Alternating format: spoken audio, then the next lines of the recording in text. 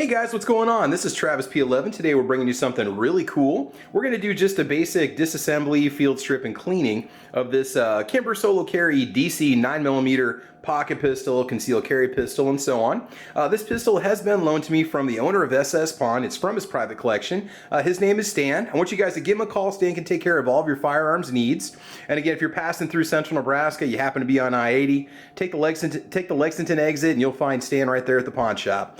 All right guys, so we're back to it. We're going to go ahead and just get started with this cleaning and get right into it. We're going to be bringing you a range video soon of how this Kimber Solo performs. We're going to do some iron shooting with it. We're going to shoot at different distances to see how well it functions as a defensive pistol. So let's go ahead and get started. Alright guys, tools of the trade. This is what I tend to use in many of my cleaning videos, especially for pistols. We've got some Safariland CLP. We've got some Remington Rem Oil. Over here we just got some patches, and I've also got a t-shirt over here on the right that I'll be cutting up for some larger patches. Much more economical if you go that route. And then we've got a couple different bore brushes that we'll be using that we've gotten from we've received from other pistols that we purchased for the channel. And then also we've got just some basic cleaning brushes. We usually just use the soft brass ones, although with this particular firearm I'm going to try to be extra careful. Obviously I got the gearbox on standby if I need it, and we've got the little mini ammo can full of Q-tips. Alright, so those are the basics that we're going to use for the cleaning. Oh, and you might want to have any kind of a just basic, like a cleaning rod, just like a small pistol cleaning rod if you have one. I tend to use this one in a lot of my videos. This one works great. And without further ado, let's just go ahead and get started. Okay, so the first thing we want to do is just ensure that the firearm is in fact loaded. So go ahead and press the magazine release button. This is a 6+1, maybe 7+1. 9mm pistol. I honestly know so little about this gun because I've never researched Kimbers before, because in all honesty I've always kind of considered them out of my budget. And again, this gun does belong to Stan. I won't be purchasing this pistol. I don't know, maybe, not yet, we'll have to see. And okay, so first step, obviously check the chamber, make sure it's empty, we're good to go. And I know that isn't necessarily something that you think is necessary for a gun video, but we might have somebody taking this apart for the first time, or maybe a first time gun owner, and so on. Okay, now, if you see how I'm holding this, this is probably the easiest way to do it. I just grip on the back of it, like so. And I'm just going to push on the other side and just pull that pin right out. And you're going to feel it unhook from the spring. Okay, you go ahead and pull that slide stop out and then just release. Obviously, this is why you want to make sure you check the chamber. You do have to pull the trigger for the slide to come off, and you simply remove the slide. Now let's take a look at the internals on this. This is pretty cool. When you do reassemble it, there's a few extra steps you need to take. Now this firearm was fired, okay, previously to being, prior to being cleaned. Let's get zoomed in here for you. You can kind of check out the machining and the assembly. It's not a captive guide rod spring or guide rod spring combo, so you want to be careful when you take that apart, because the spring is basically going to rest inside this cap right here. It's pretty cool. Go ahead and push, pull back. Just comes right out. It's not under a lot of tension, so I don't think you have much to worry about. Okay, we'll go ahead and take the barrel out of there. Very tight tolerances. Kind of reminds me of my FNS 9C that I used to own. Check out the inside of that. Very cool. Again, when Stan told me I was going to be able to take this to the range, I was just elated. I thought this is just so cool. I've never fired a Kimber before. It's not a full-size 1911, but it's the same family, obviously same company. Checking out the barrel, kind of a unique design.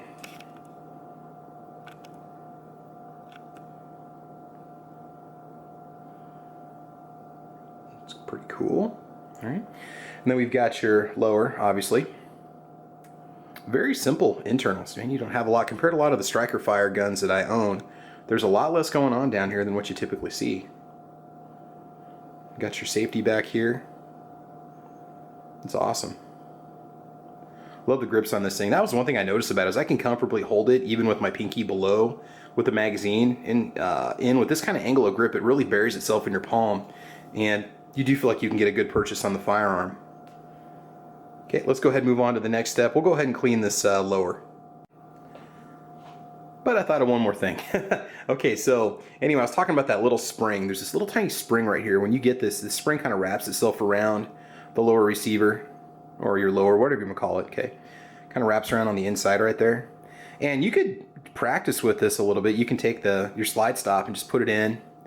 And if you just look, definitely check from the inside, you can see how that's going to reassemble and how you have to get that, you have to latch that spring right there and get that to lock into place when you put that pin back in. Okay, I know that's not very bright, but essentially you got that little pin, that little spring, it's going to rest in between the notch on your slide stop right there. Okay, so keep that in mind when you put it back together, because if you don't, the gun could fail to fire on the second round. Okay, all right, so we'll go ahead and move on to that lower cleaning next. Okay, so moving right along, we're just going to go ahead and spray a little bit of rem oil. I like to use rem oil again on the lowers just because it leaves a nice clean sheen on the parts. It doesn't leave things overly greasy. We're just going to go ahead and hit this with a little bit of rem oil on the bottom here. Not too crazy. You know, you can use a brush on this if you need to. I'm not really seeing a lot of buildup. There is some powder that's definitely coming out of here, especially in this front dust cover on the inside. We're going to definitely take a Q-tip to some of the finer details, and that's probably something I'll just do off camera. You can do that on your own if you want. That way you can take your time if you think you need to. Definitely get in there and clean off those rails. Again, there was approximately 3 magazines fired before this, before me, that went through the firearm, so you know, I wasn't expecting it to be super dirty.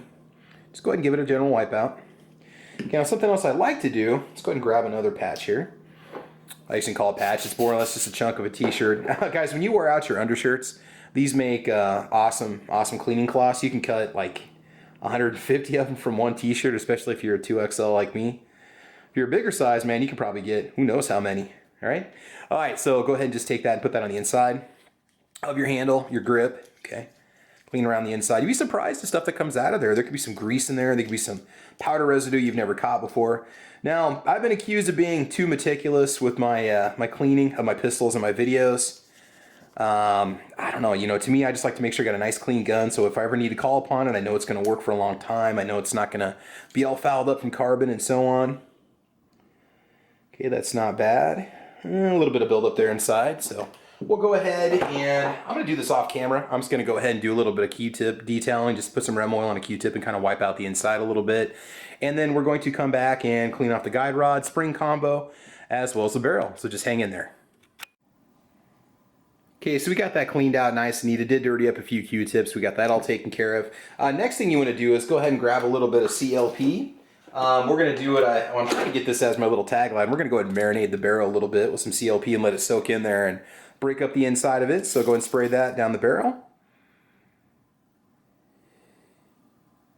Gonna let that start to run out on the end. We're gonna let that sit for just a minute or two, and then we're gonna go ahead and hit the guide rod here and the spring combo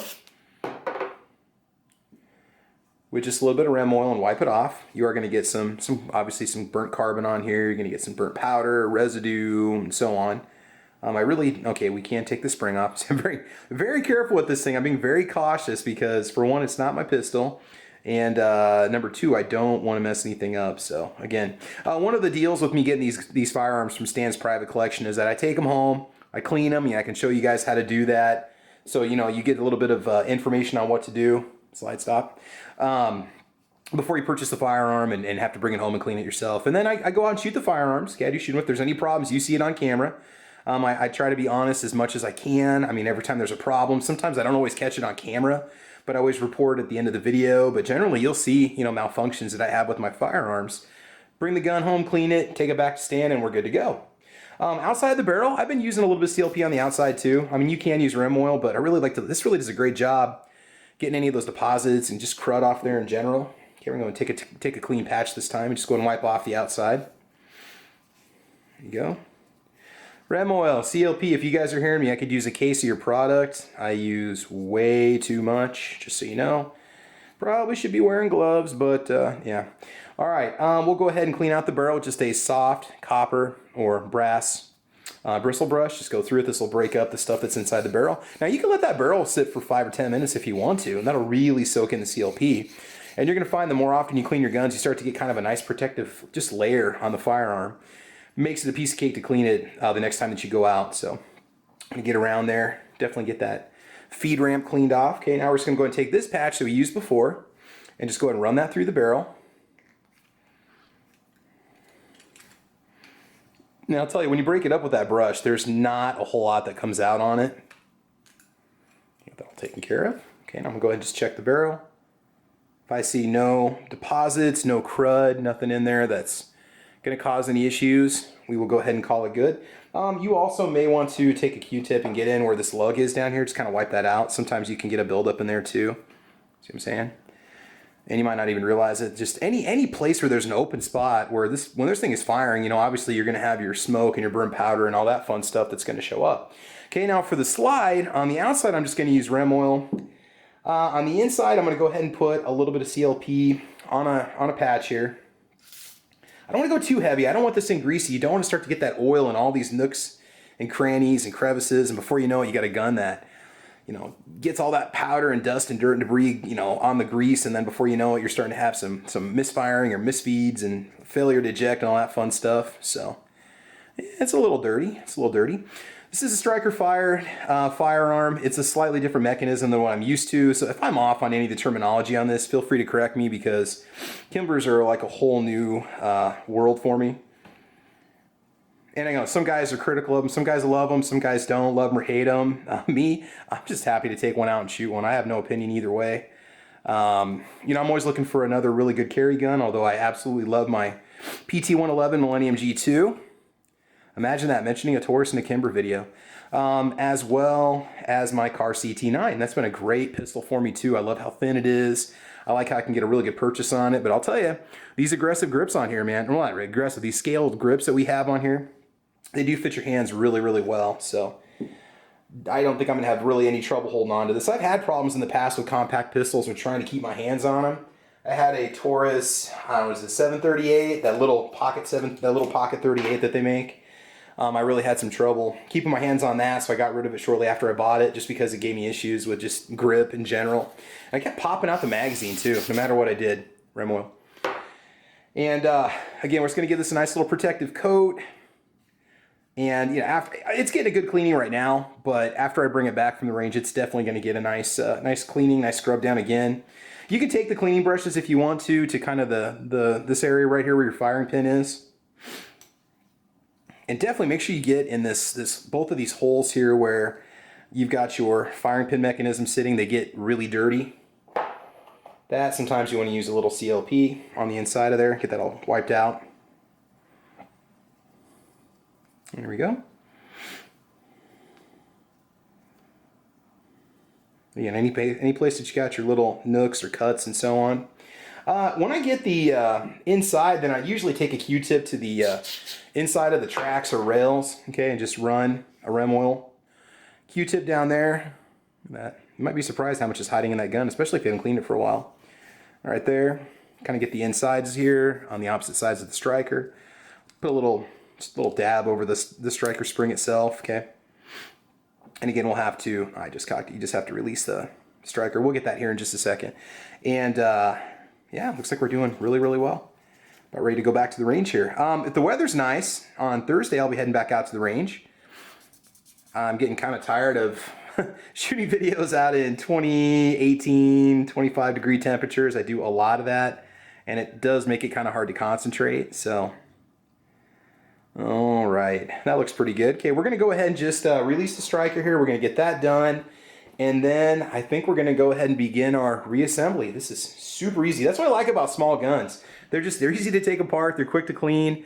They're just you know, a piece of cake for maintenance and so on. There's just not a lot there that you have to do. So, all right, let's go ahead and begin reassembly.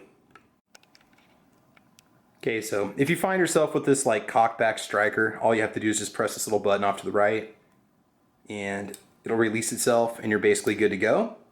Okay, so let's go ahead and put the barrel back in. And again, you never know, how easy this procedure is going to be. Sometimes you have some real super tight tolerances. Bear in mind, this is the first time I've ever reassembled this, so there could be some difficulties that we run into. Okay, we've got your guide rod spring combo. Just go ahead and put that up in the front. Make sure that the guide rod, or make sure that the spring doesn't poke out from this little lip right here. Okay, we'll go ahead and put that back in.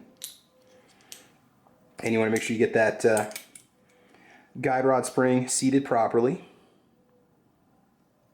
There we go. Just have a little tiny ridge that it sits in right there. So it looks like we're good to go there. Okay. All right. And now we're going to go ahead and join the your upper and your lower, your slide and your lower with that that fun slide stop pin. Okay, important point here. When you put this back together, you know, obviously you should not feel a lot of extra resistance. Everything should just basically slide back on like it did before. Okay. If you kind of get to this point, then you're sitting good. What we're going to do is we're going to match up that notch, okay, for the slide stop with the rear of the slide stop lever itself, okay? And when we do that, there's that little spring in there. We're going to have to make sure that that spring rests inside this little tiny notch right here. And when you're putting it back together, you can see the little tiny spring. I mean, there's obviously, guys, there's probably some better videos to give you better close-ups, but you can see that, not really spring, just that little wire right there. Okay, that wire is going to have to go into this notch right here when you reassemble. You can try to find the easiest way possible to hold it. You can just start to pull it back until you get it. Now, what they do in the video, if you check the cleaning video, they have a little bit different kind of angle that they hold it at. So I'm going to get myself a good angle and hold the slide, and then we'll start the filming again. I want to make sure I'm properly set before I push that that pin back in. So, all right, so hang tight, guys. Okay, now once, you know, before we do anything, you want to make sure that you can feel that little slide lever kind of pressing up against that wire. If you're getting some downward pressure as you press up against that wire, you know you're basically in the right spot. So all you need to do is just basically hold the firearm in a way that's going to be most comfortable for you. I'm going to push back this way, and I'm going to make sure that that little spring there, pull back until you get the little notch for the slide stop lined up with the rear of the slide, okay? And just push up. You're going to feel that tension. That little wire is going to grab the lever and just push it right in and let go, okay? Again, if you can feel some tension pressing down, then you know obviously that you're good to go. Go ahead and put your magazine back in, okay? And pull back on the slide. Release your mag. And then from there, we should be able to do a visual inspection like we did before. And if you see that little wire resting within that notch, here, let's get the flashlight again. Again, this could be a complicated part, you know, especially if you're not real familiar with firearms, because it's something totally different for me. If you see that little wire right there in between that notch, you know that you've reassembled it correctly, okay? Because again, we don't want to have any kind of malfunctions at the range when we take this beauty out there, okay? All right, so go and put your magazine back in. Go ahead and pull back and, oops, no, release the slide. Okay, and looks like we're good to go. Go and take the mag out. Check functionality. Again, I just wanted to lock the slide open for the visual inspection. You don't always have to do that if you don't want to. This thing has got some tight tolerances, man. It's got a nice sturdy spring in there. I love the fit and finish on it. It's very cool. After we do our range review, we'll go ahead and bring it back in and kind of take a look at it and see how everything's holding up. But man, the coatings, the finish is just cool. Check your safety. Make sure your safety works. You can kind of go, you know, cocked and locked essentially when you have it. Trigger, I've only dry fired it once. I don't want to dry fire it excessively. I did have a 9mm snap cap in there. And it's weird. It's almost like a double action trigger where it doesn't have, to me, it doesn't have a definite break and then you know, firing of the pin.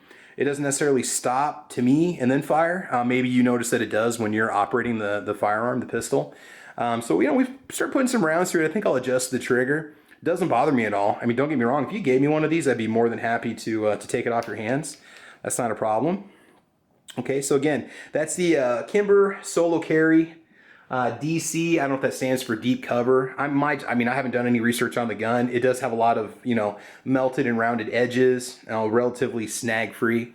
If you're going to pocket carry it in a holster, or if you're going to do any kind of concealed carry, heck, maybe even almost like an ankle carry too. So there you go, guys. All right, so hey, that was our cleaning. We're just going to give it a little wipe down of Rem oil on the outside. And that is essentially all it takes to disassemble and reassemble the Kimber Solo. It's an awesome gun, Stan. I want to thank you for loaning this to me, and we'll take it out to the range here in just a few days. And I'm looking forward to shooting it. We'll just probably shoot some just generic, not generic, just some Federal brass ammo.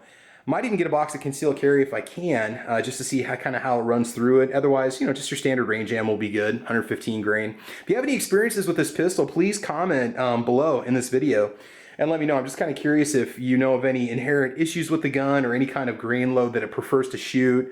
You know, any advice you could give me on this would be great. I've only got one magazine, so we'll be doing several takes as we're doing the range test on it. But there you go, guys. Hey, I want to thank you for watching today. I want you to like, subscribe, check me out over on Instagram and Twitter and Facebook. I've got all those links below in the descriptions of my video. You can check me out over on gunchannels.com with the Ordinary Average Guy Gun Channel. Okay, go back to the beginning of the video. I want you to give Stan a call at SS Pawn and show him some support for showing me support. And otherwise, I think that's about it. So guys, thank you for watching. I want you guys to have fun. I want you to be safe. And as always, okay, we will talk to you soon. All right, take care, guys, and have a great week. All right, bye-bye.